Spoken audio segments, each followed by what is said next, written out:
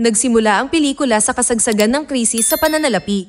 Ang isang portfolio manager na nagngangalang Jeremy Stancroft ay mahigpit na sinasabihan ang kanyang mga tauhan na unahin ang kita ng kumpanya nang walang labis na pag-aalala para sa kanilang mga kliyente, kabilang ang malaking bilang ng mga pension investor. Sa kabila ng kaalaman sa mga panganib para sa mga kliyente at ang mga potensyal na kahihinatnan, ang mga staff ay naiwan na walang pagpipilian kundi gawin ang sinabi at alisin ang listahan ng mga produkto. Samantala, kasama ni Jim ang kanyang asawa na si Rosie sa ospital. Sa pagtingin sa kanyang mga ulat sa pagsusuri, ipinaalam ng doktor sa mag-asawa na bumalik ang kanyang mga sintomas kahit na ang tumor ay ganap na naalis. Niresetahan siya ng lingguhang hormonal injection bilang karagdagan sa gamot para sa diabetes. Nagmungkahi pa siya ng isang experimental trial para sa mas mabilis na mga resulta. Sumang-ayon sa lahat, pumunta sina Jim at Rosie sa billing section kung saan ipinaalam sa kanila na umabot na sa limit ang kanilang insurance. Gamit ang kanyang credit card para magbayad sa ngayon, napagtanto ni Jim na wala na siyang magagawa para isama ang gamutan ni Rosie sa loob ng insurance. Dahil sa pag-aalala tungkol sa kanilang kinabukasan, naging emosyonal si Rosie ng gabing iyon bago tiniyak sa kanya ni Jim na magiging maayos ang lahat. Kinaumagahan sa panahon ng kanyang trabaho bilang isang driver sa isang armored car service, nagpa siya si Jim na tawagan ang kanyang investment broker na si Robert upang magtanong tungkol sa katayuan ng kanyang invested pension fund na kanyang kinita sa paglilingkod sa militar noon. Dahil hindi makakuha ng maraming impormasyon, hiniling sa kanya na tumawag muli sa ibang pagkakataon bago sumama sa kanyang kasamahan na si Sean at dalawa sa kanilang mga kaibigan sa NYPD, sina Freddie at Frank, para kumain. Matapos marinig ang tungkol sa pagkawala ng 20% ng pensyon ng kanyang mga kaibigan dahil sa mga maling investment, ang talakayan ay humantong sa kung paano ang mga tao sa Wall Street ay ang pinakamalaking magnanakaw. Maya-maya ng gabing iyon, sinubukan ni Jim na tingnan ang kanyang bank account at portfolio sa pananalapi upang makakuha ng ideya kung nasaan na ang mga ito. Nang ipaalala sa kanya ni Rosie ang kanyang gamutan sa susunod na araw, tungkol sa pagbabayad nito, sinabi niya na kailangan nilang gamitin ang kanilang credit card sa sandaling ito sa kabila ng kamakailang pagtaas ng rate ng interes. Bilang karagdagan sa pagbabayad para sa hormonal injection, binayaran din ng kanyang credit card ang mga gamot na higit pang dumagdag sa pananagutan ni Jim. Bukod dito, nakita niya si Robert sa ibang pagkakataon para lang malaman na hindi maganda ang kalagayan ng kanyang pension invested fund. Hindi pa nalulutas ang pagsisiyasat ay nahaharap na si Jim sa pagkawala ng lahat ng kanyang pera dahil lamang siya ay namuhunan sa real estate at iba pang parehong mga bagay nang walang sapat na angkop na pagsusumikap. Samantala, si Stancroft ay hindi rin mapakali dahil ang krisis sa pananalapi ay patuloy na nagpapababa ng kita. Pag-uwi ng gabi mula sa trabaho, nalaman ni Jim na ang bangko ay nag-iwan ng mensahe tungkol sa kanilang utang at hiniling sa kanya na tumawag sa susunod na araw. Nangako kay Rosie na siya na ang bahala sa lahat ng ito, si Jim ay binigyan ng sulat mula sa kumpanya ng kanyang broker. Sinuri ito pagkaraan ng ilang sandali at napagtanto ni Jim na inaasahan na siyang magbayad ng $60,000 pa upang mabayaran ang mga gastos at pagkalugi ng kanyang paunang kapital. Sa kanyang galit, nagbanta si Jim na ididimanda si Robert na sinusubukan lamang na pakalmayin siya sa pagsasabing lilinawin ng investigasyon ang mga bagay-bagay.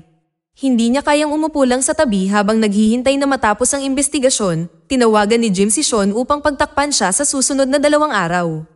Kinaumagahan ay nakita niya ang kanyang abogado na si Mr. Patterson na sumang-ayon na tulungan siyang maiwasan ang pagbabayad ng dagdag na halaga at anumang interes na maiipon dito ngunit humihingi ng $10,000 na retainer upang ihain ang kanyang reklamo.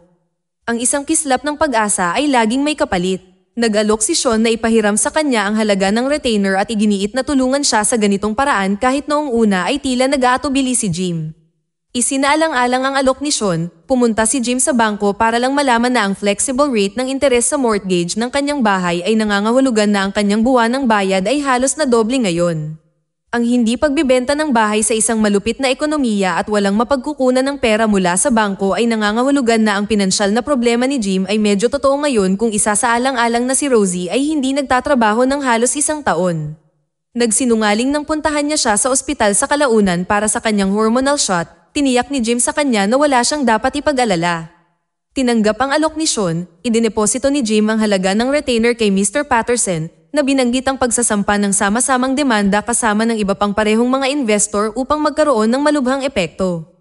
Tungkol sa pagbabayad ng $60,000, tinanong siya ng abogado kung handa siyang kalimutan ang kanyang orihinal na puhunan kung ang karagdagang bayad na ito ay naalis. Sinabi niya na ito ang magiging mas mabilis at mas mahusay na paraan upang hindi siya malugi dahil maaaring tumagal ng mas mahabang panahon para makabalik ang market sa orihinal na antas nito at ang kanyang investment upang mabigyan siya ng anumang uri ng aktwal na kita. Sabi ni Jim na nakapila na siya ng meeting kasama ang Assistant DA. Gayunpaman, ang isang salungatan sa pag-ischedule ay nagresulta sa hindi nila pagkikita ni Jim sa kabila ng paghihintay ng mahabang panahon. Ang tanging pahinga ni Jim ay nang dumating si Sean upang sabihin na hindi niya kailangang bayaran ang pera na ipinahiram niya. Ang pagkadismaya sa buong sitwasyon ay patuloy na namumuo para kay Jim kahit na ang gamutan at mga gamot ni Rosie ay patuloy rin na tumataas. Hindi lang si Jim ang na-stress sa mga bayarin kundi maging si Rosie ay naabala dahil sa kanyang kawalan ng kakayahan na tumulong sa gastos upang matulungan ang kanyang asawa. Patuloy na nababagabag pagkatapos ng 2 linggo, kinansela niya ang appointment para sa kanyang gamutan isang araw dahil tinanggihan ang kanilang credit card noong huling pagkakataon at nakatanggap din sila ng walang humpay na mga tawag sa telepono mula sa bangko. Sa pagharap sa katotohanan na sila ay totoong naghihirap, ibinigay niya kay Jim ang pinakahuling liham na ipinadala ng bangko na ipinahayag na simula na ng aktibidad ng foreclosure sa kanilang ari-arian. Ipinaalam sa kanya ng liham ang tungkol sa paparating na eviction notice sa lalong madaling panahon kung sakaling hindi maging regular ang kanilang pagbabayad. Agad na tinawagan ni Jim si Mr. Patterson tungkol sa liham ng foreclosure at nagtanong tungkol sa opsyon na iurong ang kanyang investment. Sumagot ang tuso na si Mr. Patterson na huli na ang lahat para magdesisyon si Jim at hindi na iyon optional. Bukod pa rito, ang kumpanyang pinag-investa ni Jim ay nabangkarote na sa kanilang mga asset na binili ng ibang kumpanya kaya naman hindi na sila makapaghain pa ng reklamo. Ang tanging payo ni Mr. Patterson para kay Jim ngayon ay bayaran ng $60,000 na halatang wala siya. Walang magawa si Rosie kundi sisihin ang sarili at ang kanyang karamdaman sa pagkakaroon ng utang na ito. Nanguna sa pagkagambala, pumasok si Jim sa trabaho at nakita ang kanyang amo na si Andy. Marami pang masamang balita ang sumunod habang sinabi sa kanya ni Andy ang tungkol sa pakikipag-ugnayan ng ilang abogado at mga ahensya ng pangongolekta tungkol sa utang ni Jim. Idinagdag na mayroon silang lien sa kanyang buwanang sahod na nag-iwan sa kanya ng humigit kumulang $800 pagkatapos ay ipinaalam ni Andy kay Jim ang tungkol sa pagpapaalis sa kanya dahil hindi nila mapagkakatiwalaan ang mga empleyado na may problema sa pananalapi upang gawin ang kanilang trabaho sa pagprotekta sa pera. Ibinigay ang $9,000 na cash para sa kanyang katapatan at lahat ng kanyang back pay sa overtime. Iniwan ni Jim ang kanyang lugar ng trabaho nang hindi pinapansin si Sean sa kanyang paglabas. Habang pauwi si Jim, isinulat ng lubos na nalulungkot na si Rosie ang lahat ng gusto niya sa isang tala. Nag-iwan si Sean ng isang paumanhin na mensahe para kay Jim ng gabing iyon nang makauwi siya sa pagkabigla sa pagkawala ng kanyang asawa. Hawak niya ang singsing nito kasama ang hiling nito sa kanyang tala hanggang sa pagdating ng investigasyon ng pulisya. At sa sandaling umalis sila, si Jim ay ang tao na nawala ang lahat at tunay na nag-iisa sa mundo at lubusang nawasak. Nagdalamhati si Jim sa kanyang pagkawala at patuloy na hindi pinapansin sina Sean, Freddie, at Frank na regular na tumatawag upang mag-iwan ng mensahe na nagtatanong tungkol sa kanyang kalagayan at gumagawa ng walang saysay na mga plano upang makipagkita. Napadpad siya sa isang madilim at nakakasawang buhay ng mag-isa hanggang sa magbago ang mga bagay isang gabi. Pauwi na siya nang nakita ni Jim ang Assistant DA na hindi niya nakausap noon sa lokal na pub at naghintay na makausap siya. Binanggit ang lahat ng mga mensaheng iniwan niya para sa kanya na hindi nasagot. Sinabi ni Jim sa kanya ang tungkol sa pagkawala ng lahat kasama ang kanyang mga ipon sa buhay, kanyang tahanan, at kanyang asawa. Ang Assistant DA ay mukhang hindi masyadong mahilig sumali sa pag-uusap na ito at sinubukan umalis para lamang harangan ni Jim na bahagyang itinulak siya at sa kasamaang palad ay napunta siya sa daanan ng isang dumadaang taxi. Agad na tumakbo si Jim para dito. Ang balita sa susunod na umaga ay nag-anunsyo ng pagkamatay ng Assistant DA bilang isang drunk accident. Sa ibang lugar, si Stancroft ay sa wakas ay napanatag na ang kanilang kumpanya ay itinapon ng lahat ng maaaring magdulot ng masamang larawan para sa bangko, bagaman nangangahulugan ito na ang kanilang mga kliyente ay tiyak na nawalan ng 1 toneladang pera. Si Stancroft ay isang masayang tao, habang si Jim ay pinalakas ng paghihiganti para sa kanyang namatay na asawa. Pinagsama-sama ni Jim ang lahat ng impormasyon tungkol sa ilang mga financier sa Wall Street at nakarating kay Stancroft bilang kanyang pangunahing target. Sa kabilang banda, nang ganap na tumigil sa pagsagot sa telepono. Si Jim ay kalaunan ay binigyan ng eviction notice na may 48 oras upang lisanin ang kanyang tahanan. Sa pagtanggi na lagdaan ng paunawa, isinagawa ni Jim ang kanyang plano ng paghihiganti sa halip. Tinipon niya ang lahat ng kanyang pananaliksik kasama ang kanyang baril at umalis sa kanyang bahay upang mag-check-in sa isang lokal na hotel. Nang magtanghalian kasama sina Freddie at Frank, tinawagan ni Sean si Jim sa sandaling iyon na nakakagulat na nagpasya siyang sagutin at ipinaalam sa kanyang mga kaibigan ang tungkol sa pangangailangan ng mas maraming oras bago siya muling makasama sa kanilang tanghalian tulad ng dati. Paglabas makalipas ang ilang sandali, nakipagkita siya sa isang nagbebenta ng armas upang bumili ng mga baril at granada na binanggit ang personal na seguridad bilang kanyang dahilan. Sa mga sumunod na araw, maingat niyang pinag-aralan ang mga building plan ng opisina ni Stancroft kasama ang mga kalapit na lugar at naglaan pa ng oras upang maisagawa ang kanyang layunin. Isinagawa ang unang yugto ng kanyang plano isang umaga at binaril niya ang vice-presidente ng kanyang brokerage firm sa basement ng kanyang opisina. Dahil walang nakitang sospek ang pulisya, ang kaso ay itinuring na isang target ng pamamaril dahil sa pagkakasangkot ng lalaki sa krisis sa pananalapi. Habang para kay Jim ito lamang ang simula ng lahat, hindi siya tumigil doon at sa halip ay nagplano ng mga ruta ng pagtakas, pinag-aralan ng mga distansya ng kanyang iba't ibang target mula sa istasyon ng pulisya at binuo ang kanyang plano na pabagsakin ang mga magnanakaw ng Wall Street.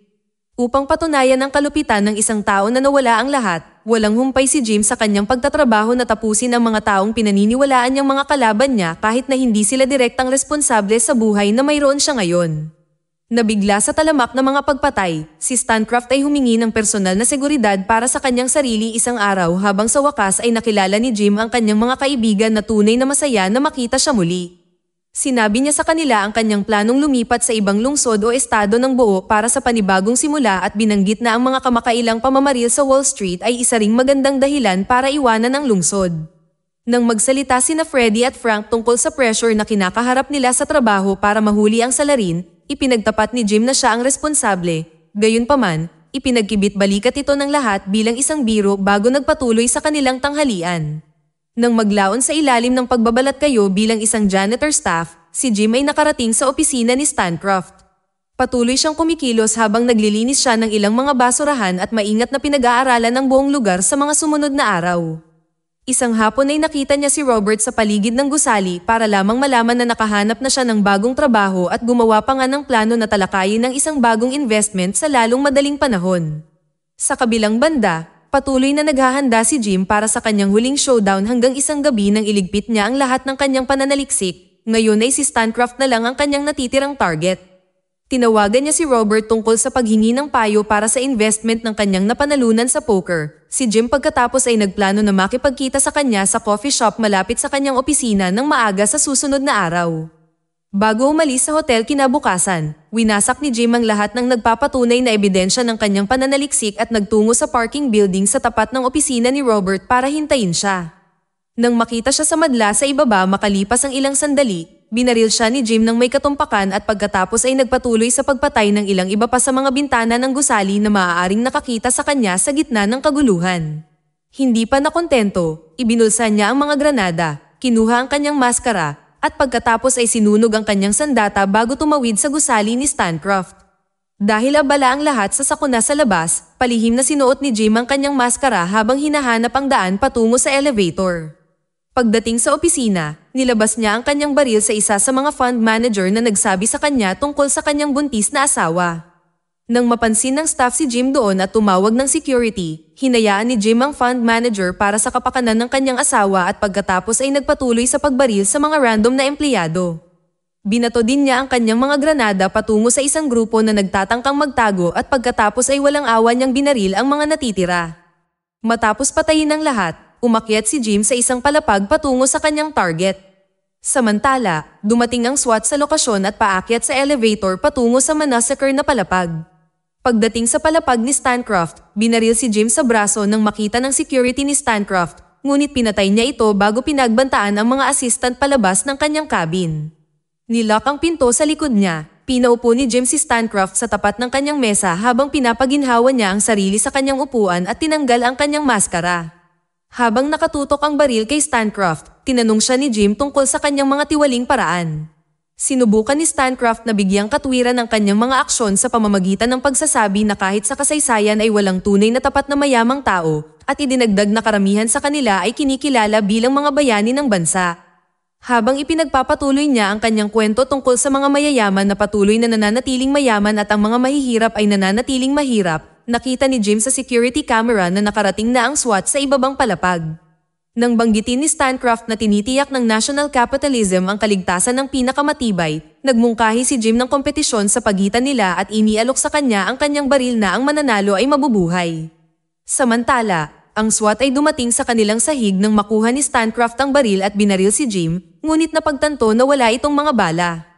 Ang koponan ng SWAT ay sabay-sabay na pumasok sa pintuan at binaril si Stancroft bilang kanilang target. Ligtas na inihatid si Jim sa lobby dahil naniniwala silang si Stancroft ang mastermind. Inalagaan ng mga medik ang sugat ni Jim at kalaunan ay nakita niya si Frank doon na humantong sa kanya na dalhin siya sa labas ng gusali kung saan naghihintay si Freddy. Naglakad siya tungo sa kanyang kalayaan at nangako na ipagpapatuloy ang pagiging isang sundalo para sa mga tao sa pamamagitan ng kanyang vigilante justice dahil bigo ang legal na sistema na gawin ang trabaho nito. Dito na nagtatapos ang kwento. Kung nagustuhan mo ito, huwag mahihiyang pindutin ang like button, at kung hindi mo ito nagustuhan, pindutin ang dislike button ng 2 beses para lang makasigurado. And as always, thank you for watching.